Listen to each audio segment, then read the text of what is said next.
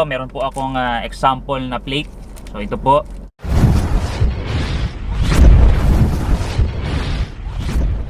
Okay, hello guys. Welcome po muli sa aking YouTube channel. My name is Lyco Fer de Leon and ako po ay isang marketing professional sa Toyota Marilao.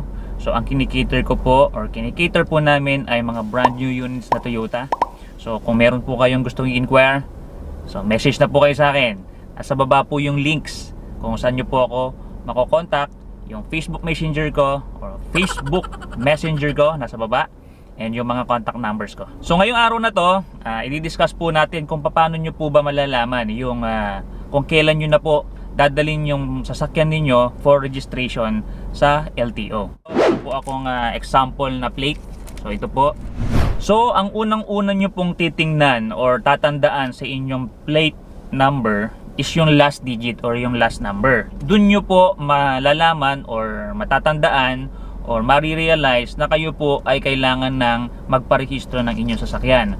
So meron po akong example plate number po dito. So ito po yon. So yan. So syempre unang-una po nating titingnan dyan is yung last digit or yung last number. So dito po sa example na plate na pinapakita ko po sa inyo, ang last number is 9. No? So itong last number po na to, itong number 9, ito pong last digit na to, kumakatawan po ito sa month. Kung anong buwan po nyo dapat iparehistro yung sasakyan nyo. So ito, number 9. So bibilang lang po kayo. January, February, March, April, May, June, July, August, September. So pang 9, September nyo po dadalhin.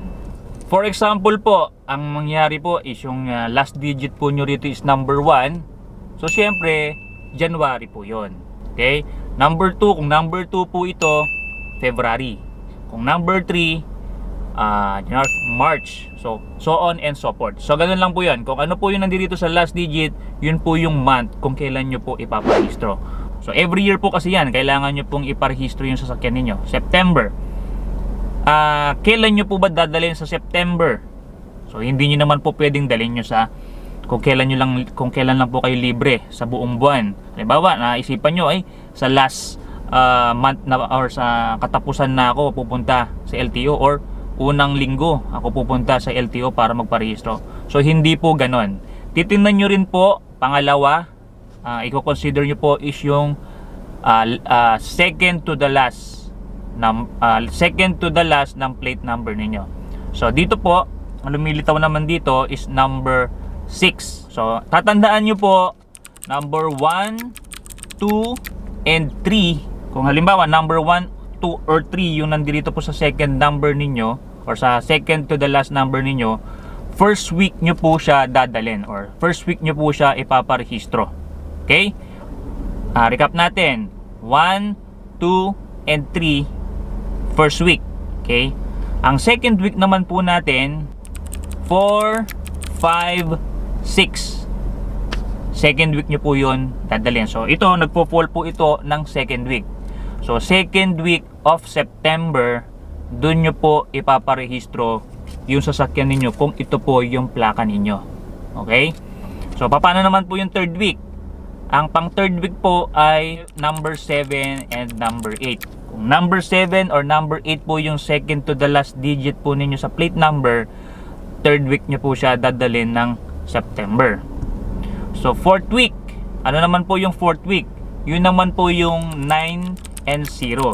Kung number 9 o number 0 yung nandito po nyo sa second to the last digit ng plate number ninyo, fourth week of the month nyo po dadalhin. Okay? Nakuha nyo po ba? Recap lang po, recap lang. 9 September. So 6, pang ilan po ito? Pang second week po ninyo dadalhin. So second week of September. 1, 2, and 3 first week of the month. 4, 5, and 6 second week of the month. 7 and 8 pang third week. 9 and 0 pang fourth week. So yun na po. Doon nyo po malalaman kung kailan nyo po dadalhin yung sasakyan ninyo or kailan nyo po ipaparehistro yung sasakyan nyo doon po sa mga numbers na yon.